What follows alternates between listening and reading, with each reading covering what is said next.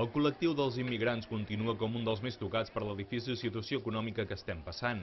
I aquest 2011 les comarques gironines vam acabar amb 580 estrangers menys que el 2010, segons les darreres dades de l'Institut Nacional d'Estadística, que revelen també que la població de la demarcació ha augmentat en 1.200 persones i, per tant, a la província de Girona en acabar l'any hi vivia amb 729.556 habitants.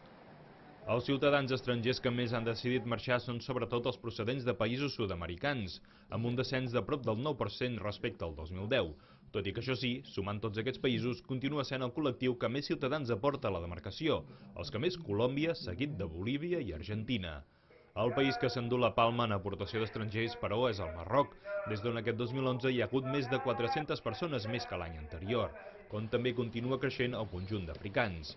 Per altra banda, també continuen en augment els ciutadans procedents de l'Europa de l'Est, que aquest 2011 van suposar prop d'un 5% més.